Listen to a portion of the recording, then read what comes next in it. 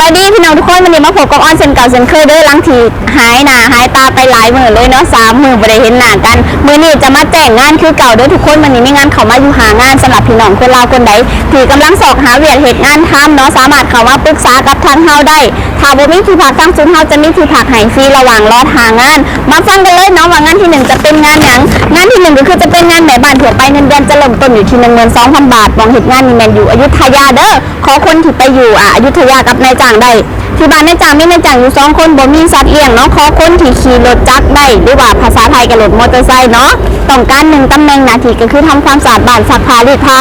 ส่วนงานที่2จะเป็นงานแม่บ้านทั่วไปอีกเงินเดือน 13,000 ถึง 14,000 เนาะมองเหตุงานนี่แม่นอยู่ถนนจันทร์มีนายจ้าง6 คนหมา2 ตัวแมว2เนาะ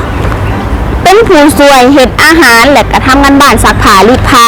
นี่คือผักไหกินฟรีอยู่ฟรีกับนายจ้างคือกันเนาะส่วนงานที่3จะเป็นแม่บ้านคอนโดเงินเดือนเริ่มต้นอยู่ที่ 15,000 บาทมองเหตุงานนี่แม่นอยู่เส้นทางเวอร์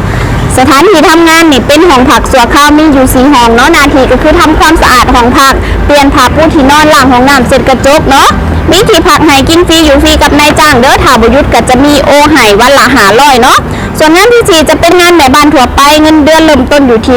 13,000 บาทมองเหตุงานนี่แมนอยู่สายไหมมีนายจ้างอยู่3 คนบ่มีสัตว์เลี้ยงเนาะหน้าที่ก็คือทำความสะอาดบ้านทั่วไปซักผ้ารีดผ้าขอคนที่รีดผ้าได้เนาะส่วนงานที่5จะเป็นงานแม่บ้านทั่วไปเงินเดือนเริ่มต้นอยู่ที่ 12,000 บาทมองเหตุงานนี่แมนอยู่คลอง6หรือว่าอยู่ปทุมธานีมีนายจ้างอยู่4 คน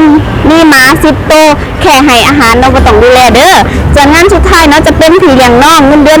14,000มองเหตุงานนี่แมนอยู่เมืองทองธานีมีนายจ้าง5 คนบ่มีสัตว์เลี้ยง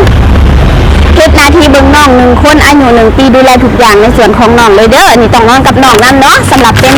ที่เลี้ยงน้องสำหรับผู้ใดที่ต้องการงานใดก็อย่าลืมเข้ามาหาเฮาได้เนาะอยู่ที่จรัญสนิทวงศ์ 82/1เปิดทำการทุกมื้อเด้อตั้งแต่เวลา 8:30 ถึง 6:30 เด้อสำหรับวันนี้จะฝากงานไว้สำนี้มื้อหน้าจะมาแจ้งงานอีกเด้อสำหรับวันนี้สบายดี